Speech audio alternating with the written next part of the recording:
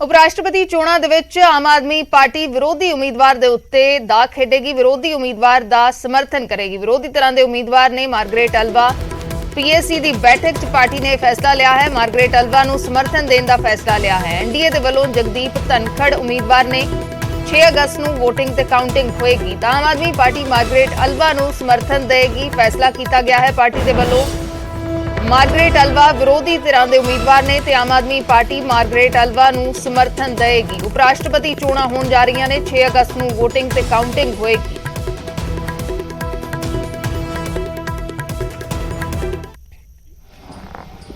और जिसमें विस्तार से उपराष्ट्रपति के चुनाव में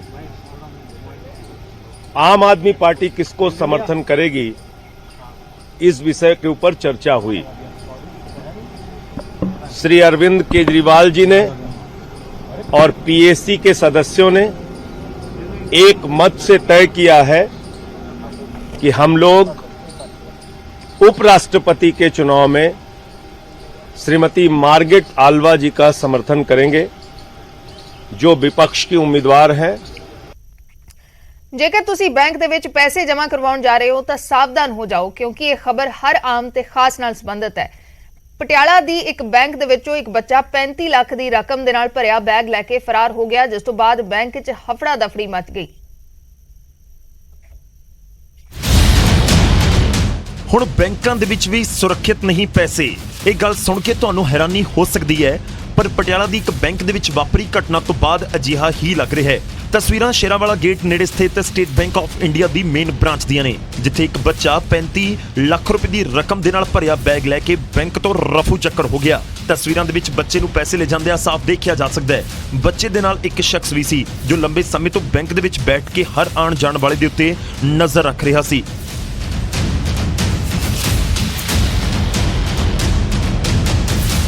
इस घटना तो बाद बैंक दे विच हफड़ा दफड़ी मच गई। मौके ते पुलिस पहुंची और बच्चे की भाल शुरू कर दी गई है।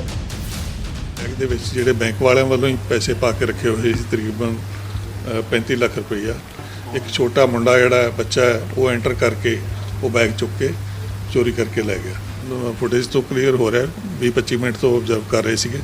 तो उन्होंने देखा भी कैश काउंटर की बैक साइड से बैग जिहड़ा भर के रखा हुआ, इसका मतलब वो कैश हो सकता।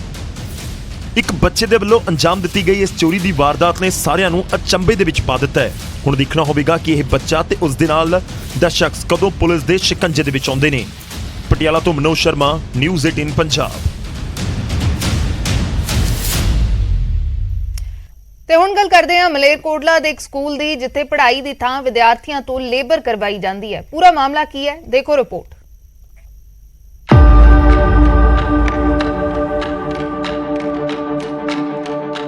ਸਕੂਲ ਜਿੱਥੇ ਵਿਦਿਆਰਥੀ ਪੜਨ ਆਉਂਦੇ ਨੇ, ਆਪਣੇ ਸੁਨਹਿਰੇ ਭਵਿੱਖ ਦੀ ਕਾਮਨਾ ਕਰਦੇ ਨੇ ਤੇ ਵੱਡੇ ਵੱਡੇ ਸੁਪਨੇ ਸਿਰਜਦੇ ਨੇ, ਪਰ ਜੇਕਰ ਸਿੱਖਿਆ ਦੇ ਮੰਦਰ ਦੇ ਵਿੱਚ ਪੜ੍ਹਾਈ ਦੀ ਥਾਂ ਵਿਦਿਆਰਥੀਆਂ ਤੋਂ ਲੇਬਰ ਕਰਵਾਈ ਜਾਵੇ ਤਾਂ ਫਿਰ ਇਸੇ ਸਵਾਲ ਨੂੰ ਉਜਾਗਰ ਕਰਦੀਆਂ ਤਸਵੀਰਾਂ ਮਲੇਰਕੋਟਲਾ ਤੋਂ ਸਾਹਮਣੇ ਆਈਆਂ। ਬੈਂਚ ਤੇ ਬੈਠ ਕੇ ਲੱਡੂ ਅਤੇ ਸਮੋਸੇ ਪੈਕ ਕਰ ਰਹੇ ਇਹ ਬੱਚੇ ਕਿਸੇ ਹਲਵਾਈ ਦੀ ਦੁਕਾਨ ਦੇ ਉੱਤੇ ਕੰਮ ਨਹੀਂ ਕਰ ਰਹੇ, बल्कि ਇਹ ਮਲੇਰਕੋਟਲਾ ਦੇ ਇਸਲਾਮੀਆ ਸੀਨੀਅਰ ਸੈਕੰਡਰੀ ਸਕੂਲ ਦੇ ਵਿਦਿਆਰਥੀ ਨੇ। ਸੁਣ ਕੇ ਹੈਰਾਨੀ ਹੋਈ ਨਾ ਕਿ ਪੜ੍ਹਾਈ ਦੇ ਸਮੇਂ ਇਹਨਾਂ ਵਿਦਿਆਰਥੀਆਂ ਤੋਂ ਸਕੂਲ ਦੇ ਵਿੱਚ ਕੰਮ ਕਰਵਾਇਆ ਜਾ ਰਿਹਾ ਹੈ।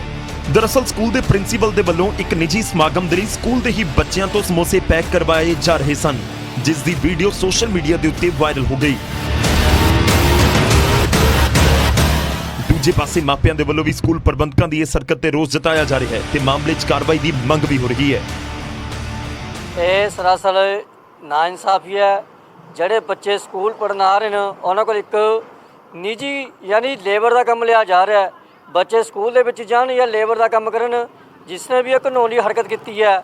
ਦੇਖੋ ਆਮ ਆਦਮੀ ਪਾਰਟੀ ਜਦ ਦੀ ਪੰਜਾਬ ਦੇ ਵਿੱਚ ਆਈ ਹੈ, 2 ਮੁੱਦੇ ਲੈ ਕੇ ਚੱਲ ਰਹੀ ਹੈ, ਇੱਕ ਐਜੂਕੇਸ਼ਨ ਦਾ, ਇੱਕ ਹੈਲਥ ਦਾ। ਉਹ ਬੱਚਿਆਂ ਦੇ ਪੜ੍ਹਾਈ ਦਾ ਟਾਈਮ ਹੈ, ਪੜ੍ਹਾਈ ਦੇ ਟਾਈਮ ਉਹਨਾਂ ਕੋਲ ਲੇਬਰ ਦਾ ਕੰਮ ਲਿਆ ਜਾ ਰਿਹਾ ਹੈ। ਇੱਕ ਪਾਸੇ ਤਾਂ ਸਰਕਾਰ ਦੇ ਵੱਲੋਂ ਚੰਗੇ ਸਿੱਖਿਆ ਮਾਡਲ ਦੀਆਂ ਗੱਲਾਂ ਹੁੰਦੀਆਂ ਨੇ ਤੇ ਦੂਜੇ ਪਾਸੇ ਅਜਿਹੀਆਂ ਵਾਇਰਲ ਹੋ ਰਹੀਆਂ ਤਸਵੀਰਾਂ ਪ੍ਰਸ਼ਾਸਨ ਤੇ ਵੱਡੇ ਸਵਾਲ ਖੜੇ ਕਰਦੀਆਂ ਨੇ। ਮਲੇਰਕੋਟਲਾ ਤੋਂ ਰਾਜੀਵ ਸ਼ਰਮਾ, ਨਿਊਜ਼ 18 ਪੰਜਾਬ। ਅੱਜਕੱਲ ਜਿੱਥੇ ਹਰ ਪਾਸੇ ਲੁੱਟਾਂ ਖੋਹਾਂ ਚੱਲ ਰਹੀਆਂ ਨੇ ਤਾਂ ਅਜਿਹੇ ਸਮੇਂ ਦੇ ਵਿੱਚ ਪੀਆਰਟੀਸੀ ਦੇ ਬੱਸ ਡਰਾਈਵਰ ਸੁਖਚੈਨ ਸਿੰਘ ਨੇ ਇਮਾਨਦਾਰੀ ਦੀ ਮਿਸਾਲ ਪੇਸ਼ ਕੀਤੀ ਹੈ। ਬੱਸ ਦੇ ਵਿੱਚ ਇੱਕ ਸ਼ਖਸ ਪੈਸੇ ਭੁੱਲ ਗਿਆ ਸੀ, ਉਸਦੇ 4,30,000 ਰੁਪਏ ਵਾਪਸ ਕਰ ਦਿੱਤੇ।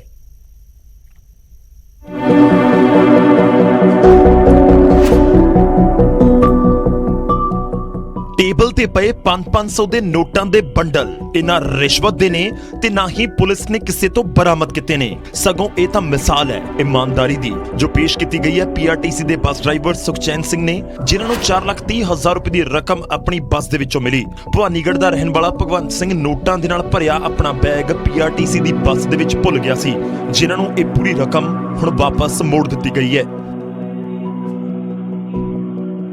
ਇਹ ਨਹੀਂ ਪਤਾ ਹੁੰਦਾ ਵੀ ਕਿਵੇਂ ਕਿਸੇ ਦੀ ਮਜਬੂਰੀ ਹੈ ਕਿ ਜੀ ਕੋਈ ਕਿਵੇਂ ਕਾਹਦੇ ਵਾਸਤੇ ਲੈ ਗਿਆ ਵਾ, ਜਾਂ ਪੈਸੇ ਰਹਿ ਗਏ ਜਾਂ ਕਿਵੇਂ ਵੀ, ਕਿਸੇ ਨੇ ਮੋਬਾਈਲ ਹੈ ਕਿਵੇਂ ਲਿਆ ਕਿਨੇ ਨਹੀਂ ਲਿਆ ਜੀ। ਵੀ ਤੁਸੀਂ ਇਮਾਨਦਾਰੀ ਵਰਤਦੇ ਹੋਏ ਜੇ ਤੁਹਾਨੂੰ ਪਤਾ ਲੱਗਦਾ ਹੈ ਜੀ ਕਿਸੇ ਦਾ ਵੀ ਇਸ ਇਨਸਾਨ ਦਾ ਸਮਾਨ ਹੈ ਤਾਂ ਤੁਸੀਂ ਉਹ ਮੋੜ ਦਿਓ। ਪੈਸੇ ਵਾਪਸ ਮਿਲਣ ਦੇ ਨਾਲ ਭਗਵੰਤ ਸਿੰਘ ਦੀ ਜਾਨ ਦੇ ਵਿੱਚ ਜਾਨ ਆਈ। ਉਹਨਾਂ ਬੱਸ ਡਰਾਈਵਰ ਦਾ ਧੰਨਵਾਦ ਕੀਤਾ ਤੇ ਇਸ ਰਕਮ ਦੇ ਨਾਲ ਟਰੈਕਟਰ ਲੈਣ ਦੀ ਗੱਲ ਵੀ ਕਹੀ। ਮੈਨੂੰ ਭਵਾਨੀਗੜ੍ਹ ਤੋਂ ਪਤਾ ਲੱਗ ਗਿਆ ਸੀ ਜੀ। ਭਵਾਨੀਗੜ੍ਹ ਤੋਂ ਮੈਂ ਉਹ ਰਾਈਟ ਤੋਂ ਅੱਗੇ ਕਰਤਾ ਜੀ ਕਿ ਕਿੱਟ ਮੇਰੀ ਕਿਤੇ ਮੈਨੂੰ ਆ ਗਿਆ, ਮੇਰੀ ਕਿੱਟ ਤਾਂ ਉੱਤਰ ਗਈ, ਜਿੱਥੇ ਮੈਂ ਰੱਖੀ ਤੀ ਉੱਥੇ ਹੈ ਨਹੀਂ ਸੀਗੀ। ਉੱਥੋਂ ਫਿਰ ਮੈਂ ਉੱਤਰ ਕੇ ਪਿਛਲੇ ਅੱਡੇ ਗਿਆ ਜੀ, ਉੱਥੋਂ ਮੈਨੂੰ ਕੋਈ ਨਹੀਂ ਮਿਲਿਆ ਜੀ। ਫਿਰ ਮੈਂ ਅਗਲੀ ਬੱਸ ਪਿਛਲੀ ਚੜ੍ਹ ਕੇ ਜੀ ਫਿਰ ਇੱਥੇ ਪਟਿਆਲਾ ਆਇਆ, ਉਦੋਂ ਬੱਸ ਚੱਲ ਗਈ ਸੀ। ਡਰਾਈਵਰ ਦਾ ਬਹੁਤ ਧੰਨਵਾਦ ਜੀ, ਇੰਨਾ ਇਮਾਨਦਾਰ ਕੋਈ ਬੰਦਾ ਦੇਖਿਆ ਨਹੀਂ ਜੀ। ਅੱਜ ਮੈਨੂੰ ਤਾਂ ਉਮੀਦ ਵੀ ਨਹੀਂ ਸੀ, ਮੈਂ ਤਾਂ ਬੇਹੋਸ਼ ਵਾਂਗੂ ਗੱਲ ਹੋ ਗਈ ਸੀ। ਜ਼ਿਕਰ ਖਾਸ ਹੈ ਕਿ ਭਗਵੰਤ ਸਿੰਘ ਰਾਜਸਥਾਨ ਦੇ ਗੁਰਦੁਆਰਾ ਸ਼੍ਰੀ ਬੁੱਢਾ ਜੋੜ ਸਾਹਿਬ ਤੋਂ ਚੰਡੀਗੜ੍ਹ ਦੇ ਲਈ ਬੱਸ ਦੇ ਵਿੱਚ ਰਵਾਨਾ ਹੋਏ ਸਨ। ਬੱਸ ਚੰਡੀਗੜ੍ਹ ਪਹੁੰਚੀ ਤਾਂ ਉਹ ਬੱਸ ਦੇ ਵਿੱਚ ਉਤਰੇ ਅਤੇ ਦੂਜੀ ਬੱਸ ਦੇ ਵਿੱਚ ਬੈਠ ਕੇ ਭਵਾਨੀਗੜ੍ਹ ਪਹੁੰਚ ਗਏ, ਪਰ ਉਹ ਨੋਟਾਂ ਦੇ ਨਾਲ ਭਰਿਆ ਬੈਗ ਬੱਸ ਦੇ ਵਿੱਚ ਹੀ ਭੁੱਲ ਗਏ ਸਨ। ਉਧਰ ਬੱਸ ਡਰਾਈਵਰ ਦੀ ਇਮਾਨਦਾਰੀ ਤੇ ਵਿਭਾਗ ਵੀ ਮਾਣ ਕਰ ਰਿਹਾ ਹੈ। ਪਟਿਆਲਾ ਤੋਂ ਮਨੋਜ ਸ਼ਰਮਾ, ਨਿਊਜ਼ 18 ਪੰਜਾਬ। ਉਧਰ ਸਿੱਧੂ ਮੂਸੇਵਾਲਾ ਦੇ ਪਰਿਵਾਰ ਨੂੰ ਮਿਲਣ ਦੇ ਲਈ ਪੰਜਾਬ ਕਾਂਗਰਸ ਪ੍ਰਧਾਨ ਰਾਜਾ ਵੜਿੰਗ ਅਤੇ ਕੈਪਟਨ ਸੰਦੀਪ ਸੰਧੂ ਪਹੁੰਚੇ। ਮੁਲਾਕਾਤ ਬੰਦ ਕਮਰੇ ਦੇ ਵਿੱਚ ਹੋਈ ਤੇ ਮੁਲਾਕਾਤ ਤੋਂ ਬਾਅਦ ਰਾਜਾ ਵੜਿੰਗ ਨੇ ਕਿਹਾ ਕਿ ਸਿੱਧੂ ਮੂਸੇਵਾਲਾ ਦੇ ਕਾਤਲਾਂ ਨੂੰ ਸਖਤ ਸਜ਼ਾ ਮਿਲਣੀ ਚਾਹੀਦੀ ਹੈ, ਤਾਂ ਹੀ ਉਹਨਾਂ ਦੇ ਮਾਤਾ-ਪਿਤਾ ਨੂੰ ਸ਼ਾਂਤੀ ਮਿਲੇਗੀ। ਸਾਡਾ ਜਿਗਰ ਦਾ ਟੁਕੜਾ ਔਰ ਜਿਹਨੂੰ ਦੁਨੀਆ ਇੰਨੀ ਪਿਆਰ ਕਰਦੀ ਸੀ ਉਹ ਚਲਾ ਗਿਆ, ਉਹ ਮੁੜ ਹੁਣ ਵਾਪਸ ਨਹੀਂ ਆਉਣਾ।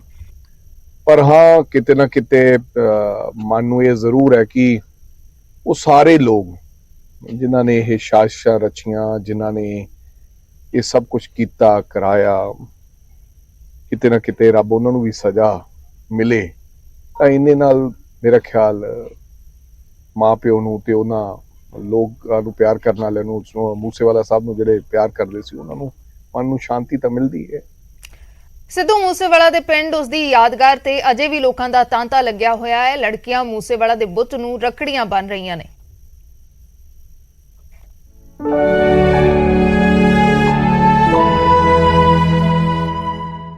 ਮਰਹੂਮ ਗਾਇਕ ਸਿੱਧੂ ਮੂਸੇਵਾਲਾ ਦੀ ਮੌਤ ਨੂੰ 2 ਮਹੀਨੇ ਤੋਂ ਜ਼ਿਆਦਾ ਦਾ ਸਮਾਂ ਬੀਤ ਚੁੱਕਿਆ ਹੈ, ਪਰ ਲੋਕਾਂ ਦੇ ਦਿਲਾਂ 'ਚ ਸਿੱਧੂ ਪ੍ਰਤੀ ਪਿਆਰ ਨਹੀਂ ਘਟਿਆ।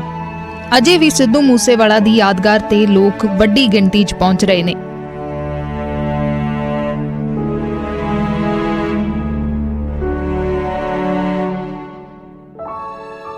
ਇੰਨਾ ਹੀ ਨਹੀਂ, ਛੋਟੀਆਂ-ਛੋਟੀਆਂ ਬੱਚੀਆਂ ਸਿੱਧੂ ਮੂਸੇਵਾਲਾ ਦੇ ਬੁੱਤ ਨੂੰ ਰੱਖੜੀਆਂ ਬੰਨ ਰਹੀਆਂ ਨੇ ਤੇ ਕਹਿ ਰਹੀਆਂ ਨੇ ਕਿ ਵੀਰੇ ਨੂੰ ਰੱਖੜੀ ਬੰਨਣ ਆਏ ਆ। ਲੋਕ ਵੀ ਕਹਿ ਰਹੇ ਨੇ ਕਿ ਸਿੱਧੂ ਉਹਨਾਂ ਦੇ ਦਿਲਾਂ 'ਚ ਅੱਜ ਵੀ ਜਿਉਂਦਾ ਹੈ। ਮੈਂ ਵੀਰੇ ਦੇ ਰੱਖੜੀ ਬੰਨਣ ਆਈ ਸੀ, ਚਾਹੇ ਸਾਡੇ ਵਿਚਾਲੇ ਨਹੀਂ ਹੈ ਪਰ ਸਾਡੇ ਦਿਲਾਂ ਵਿੱਚ ਹਮੇਸ਼ਾ ਹੀ ਰਹੇਗਾ। ਤੇ ਚੰਡੀਗੜ੍ਹ ਤੋਂ ਮੈਂ ਸਪੈਸ਼ਲ ਆਇਆ ਇੱਥੇ। ਅੱਛਾ। ਤੇ ਪਰਿਵਾਰ ਨੇ ਆ ਕੇ ਰੱਖੜੀ ਬੰਨੀ ਹੈ ਤੇ ਹੋਰ ਵੀ ਛੋਟੇ ਬੱਚੇ ਵੀ, ਗੁੜੀਆ ਮੇਰੀ ਉਹ ਵੀ ਕਹਿ ਰਹੀ ਸੀ ਕਿ ਮੈਂ ਦੇਖਣਾ ਹੈ, ਉਹਨਾਂ ਨੇ ਦੇਖਿਆ ਹੈ। ਬਾਕੀ ਨਾਮੀ 17 ਸੀਗਾ ਭਾਜੀ, ਦੁਨੀਆ ਤੋਂ ਚਲਾ ਗਿਆ, ਪਰ ਉਹ ਲੋਕਾਂ ਦੇ ਦਿਲਾਂ ਵਿੱਚ ਅੱਜ ਵੀ ਜਿਉਂਦਾ। ਸਾਡਾ ਪਰਿਵਾਰ ਸਮੇਤ ਸਾਡਾ ਭੈਣ ਭਾਈ ਮਤਲਬ ਕਿ ਇੱਕ ਆਪਦੇ ਭਰਾ ਨੂੰ ਹਰੇਕ ਹੀ ਰੱਖੜੀ ਬੰਨ੍ਹਦਾ, ਉਸ ਤਿਉਹਾਰ ਨੂੰ ਮੁੱਖ ਰੱਖਦੇ ਹੋਏ ਅੱਜ ਇੱਥੇ ਆਏ ਹਾਂ।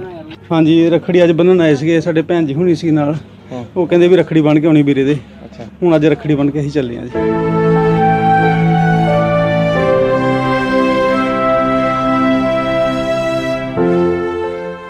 ਇੱਕ ਕਲਾਕਾਰ ਦਾ ਕਤਲ ਹੋਇਆ, ਪਰ ਲੋਕਾਂ ਨੂੰ ਲੱਗਿਆ ਜਿਵੇਂ ਉਹਨਾਂ ਦਾ ਕੋਈ ਆਪਣਾ ਚਲਾ ਗਿਆ। ਸਿੱਧੂ ਮੂਸੇਵਾਲਾ ਦੀ ਪ੍ਰਸਿੱਧੀ ਦੇ ਦੂਰ-ਦੂਰ ਤੱਕ ਚਰਚੇ ਸਨ ਤੇ ਹੁਣ ਦੂਰ-ਦੁਰਾਡਿਓਂ ਲੋਕ ਉਸ ਦੀ ਯਾਦਗਾਰ ਤੇ ਆ ਰਹੇ ਨੇ। ਮਾਨਸਾ ਤੋਂ ਬਲਦੇਵ ਸ਼ਰਮਾ, ਨਿਊਜ਼ 18। ਚੰਡੀਗੜ੍ਹ ਦੇ ਓਪਨ ਆਈਜ਼ ਫਾਊਂਡੇਸ਼ਨ ਦੀ ਅਨੋਖੀ ਮੁਹਿੰਮ ਦੇ ਵਿੱਚ ਜ਼ਰੂਰਤਮੰਦ ਬੱਚਿਆਂ ਨੂੰ ਮੁਫਤ ਕਿਤਾਬਾਂ ਦਿੱਤੀਆਂ ਜਾ ਰਹੀਆਂ ਨੇ। ਵੱਖ-ਵੱਖ ਸੈਕਟਰਾਂ ਦੇ ਵਿੱਚ ਲਾਇਬ੍ਰੇਰੀਆਂ ਖੋਲੀਆਂ ਗਈਆਂ ਨੇ ਤੇ ਲਾਇਬ੍ਰੇਰੀਆਂ ਦੇ ਨਾਲ ਡੋਨੇਸ਼ਨ ਸਟਾਲ ਲਗਾਏ ਗਏ ਨੇ। ਇੱਥੇ ਤੁਸੀਂ ਪੁਰਾਣੀਆਂ ਕਿਤਾਬਾਂ ਜਮ੍ਹਾਂ ਕਰਵਾ ਸਕਦੇ ਹੋ, ਜ਼ਰੂਰਤਮੰਦ ਸਟਾਲਾਂ ਤੋਂ ਕਿਤਾਬਾਂ ਲੈ ਕੇ ਪੜ੍ਹ ਸਕਦੇ ਨੇ। ਤਾਂ ਓਪਨ ਆਈਜ਼ ਫਾਊਂਡੇਸ਼ਨ ਦੀ ਇੱਕ ਚੰਗੀ ਮੁਹਿੰਮ, ਡੋਨੇਸ਼ਨ ਸਟਾਲ ਇਹਨਾਂ ਦੇ ਵੱਲੋਂ ਲਗਾਏ ਗਏ ਨੇ। ਗਰੀਬ ਵਿਦਿਆਰਥੀਆਂ ਨੂੰ ਜਿਹੜੀਆਂ ਪੁਸਤਕਾਂ ਨੇ, ਕਿਤਾਬਾਂ ਨੇ, ਮੁਫਤ ਵੰਡ ਰਹੇ ਨੇ। ਜ਼ਰੂਰਤਮੰਦ ਬੱਚਿਆਂ ਨੂੰ ਮੁਫਤ ਕਿਤਾਬਾਂ ਦਿੱਤੀਆਂ ਜਾ ਰਹੀਆਂ ਨੇ ਤੇ ਤੁਸੀਂ ਵੀ ਡੋਨੇਟ ਕਰ ਸਕਦੇ ਹੋ। रद्दी से शिक्षा, जी हाँ, ये रद्दी से शिक्षा जो लाइब्रेरी है वो चंडीगढ़ के ओपन आईज फाउंडेशन की तरफ से लगातार काम कर रही है। हमने पहले भी इसकी जानकारी जो लोगों तक पहुंचाई थी कि ओपन आईज फाउंडेशन किस तरह से शिक्षा को लेकर जो भी गरीब परिवार हैं या जो किताबें नहीं खरीद सकते उनको मुफ्त में किताबें बांटी जाती हैं, और जो डोनेट करना चाहता है वो भी डोनेट कर सकता है। और ये जो चलता फिरता ये लाइब्रेरी है वो भी चंडीगढ़ में देखने को मिलती है। इसके साथ साथ अब जो ओपन आईज फाउंडेशन ने अलग अलग सेक्टर्स में जो इस तरह का लाइब्रेरी बनाई है, चंडीगढ़ यूनिवर्सिटी में अभी हम खड़े हैं, चंडीगढ़ पंजाब यूनिवर्सिटी में, जहां पर ये इस तरह के जो बुक्स की ये लगाई गई है। कोई भी यहाँ पे किसी तरह का कोई जो लॉक है वो नहीं लगाया गया है। किसी को भी, कोई भी इच्छुक है वो कोई भी बुक यहाँ से ले सकता है। किसी को कोई पढ़ने के लिए बुक चाहिए, वो सारी बुक्स यहाँ पर अवेलेबल होंगी। किसी भी जिसे देख सकते हैं आप, यहाँ से कोई भी बुक लेकर जाकर पढ़ सकता है। अगर कोई डोनेट करना चाहता है तो डोनेट करने के लिए भी यहाँ से ये डोनेट जो है वो करेंगे, डालेंगे यहाँ पे बुक, उसके बाद ये लोग यहाँ से निकाल के ये लेके जाएंगे। इस तरह का ये सिस्टम बनाया है। जो फाउंडर हैं संदीप, वो हमारे साथ हैं। संदीप, हमने पहले भी बातचीत की थी और ये बहुत अच्छा है, यूजफुल है उन लोगों के लिए, उन बच्चों के लिए जिनके पास किताबें नहीं होती पढ़ने के लिए। किस तरह से और काम कर रहे हैं आप? हमारी जो ऑर्गेनाइजेशन है, जो स्टार्टिंग का हमारा काम है, वो रद्दी से शिक्षा एक अभियान है। तो रद्दी से जो शिक्षा अभियान है, जिसमें आपने जैसे अपनी किताबें पढ़ी हैं, आपने स्टेशनरी का सामान यूज किया या तमाम तरह की चीजें जो आप पढ़ के आप रद्दी वाले को फेंक देते हैं या घर के किसी कोने में रख देते हैं, तो हमारी पूरी टीम वो घर घर जाके, इंस्टीट्यूट जाके, स्कूलों में जाके, कॉलेजों में जाके वो सारा पुराना सामान इकट्ठा करती है। और इकट्ठा करने के बाद उसको एक जगह हम लेके आते हैं। लेके आने के बाद अलग अलग चीजों को किया जाता है। पेन पेंसिल को अलग किया जाता है, नोटबुक को अलग किया जाता है। सारी चीजें लेते हैं किताबों के अलावा, पेन पेंसिल जितनी भी जो चीजें हैं। जी बिल्कुल, जैसे आप अपनी नोटबुक यूज करते हैं तो आपकी नोटबुक के खाली पेज रहते हैं, तो उन खाली पेज को हम निकाल लेते हैं। आप पेन का इस्तेमाल करते हैं, जब आपका पेन खत्म हो जाता है तो उसकी रिफिल हम निकाल के नई रिफिल डाल देते हैं, यानी 50 पैसे में 5 रुपए का पेन तैयार कर देते हैं। आपका इसी तरीके से टिफिन बॉक्स है, आप थोड़ा सा पुराना है, आप उसे यूज नहीं करना चाहते अगले साल, क्योंकि बच्चे जिनके पास रिसोर्सेज हैं वो हर साल नया टिफिन लेते हैं। हम वो टिफिन ले लेते हैं पुराना, उसको धोते हैं, फिर अलग अलग जगह उनको हम डिस्ट्रीब्यूट करते हैं। तो हम 3 तरीके से जो अपनी किताबें हैं उनको आम लोगों तक पहुंचाते हैं। यानी कि इससे बड़ा फायदा जो है लोगों को पहुंच रहा है चंडीगढ़। ये बिल्कुल, चंडीगढ़ के जितने भी स्कूल हैं, कॉलेज हैं या आसपास का जो स्लम एरिया है ट्राई सिटी का, वहाँ हर स्लम एरिया तक हमारी किताबें पहुंचती हैं। इसमें आम लोगों को भी फायदा है, जो लोग जरूरतमंद हैं उनको भी फायदा है, जो पढ़ने वाले हैं उनको भी फायदा है।